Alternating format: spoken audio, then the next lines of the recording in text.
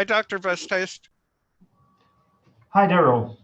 We're going to talk about what kind of conversations patients should have with their doctors about end of life and restrictions on treatments. You're a medical oncologist based in the Netherlands. I'm really proud of the palliative care we give, especially in end of life in the Netherlands. We have a well-established way of discuss end of life with patients. If the end of life is nearing, we are used to discuss if there should be restrictions on treatment. And especially when what I discuss with my patients is when they have to be admitted in a hospital, we want to know should they be resuscitated in case of a cardiac arrest. That's something that we discuss with all our patients above 65 or with a palliative setting in oncology.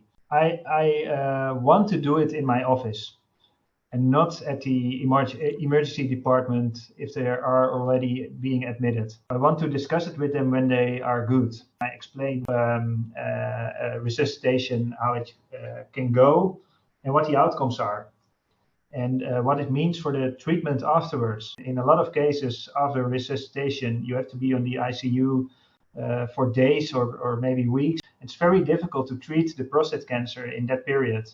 So people should know that. In the first phase of the disease, a lot of patients choose to be resuscitated, and it's not a problem. During the course of disease, we can discuss it again, and sometimes they change their minds, and then we have another agreement. In my research, we had a lot of patients who eventually died. We wanted to look at the last 3 months before death.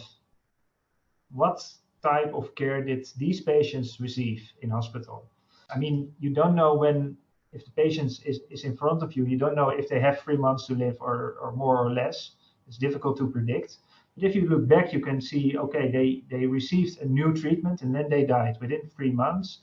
And I think there is some consensus, generally speaking, that if you start a treatment and you die within 3 months, yeah, that treatment didn't give you the benefit you wanted to have. You probably only got the side effects and all the issues to go to the hospital and receive the treatment, etc. So we think that it is not easily justified if you give high intensity care in the last 3 months of life.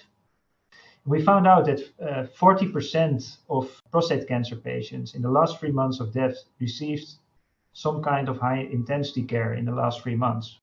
We don't know if that is high or low. It's difficult to say. If you look up the literature, you see for different types of cancer and for different countries, you see different outcomes on high intensity care.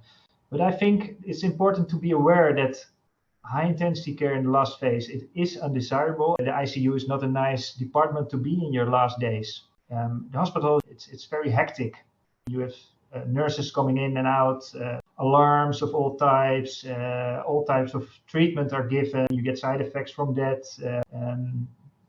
I mean, the light in the hospital is not cozy or something.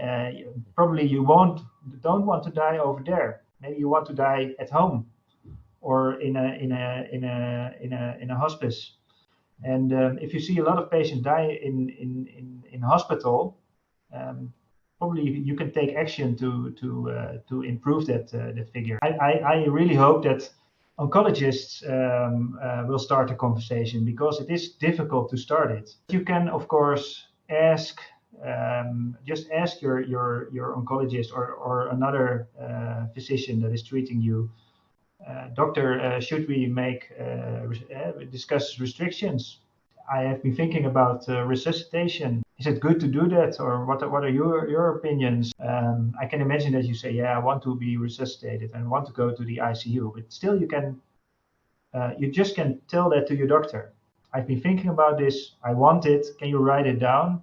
And then, I mean, you have discussed it for the first time. And the second time is always easier. Writing it down, I mean, for patients to sort of write little essays about themselves is something we encourage and share that with their doctors and their nurses. You go silent in the moment and that you wanted to discuss things and then you don't know it anymore. If you write it down, you know, okay, let's discuss these points. The going silent is a common thing. I mean, it's Yeah. almost like a shock. The idea that, at some point, for whatever reason, a patient comes to realize, damn, I'm actually dying now. And they shut down their Yeah. conversations with everyone. And that sort of leaves an opening for doctors to do more than the patient may actually want. Sometimes you just have to stop talking about all the medical details and just, I mean, do this. It helps. Go Hmm. back and ask, okay, but what is important for you? Or and just give the conversation another direction. And what I also see is that lots of patients are relieved if they discussed it, although it can be very depressing but still they are relieved that they finally discussed the matter.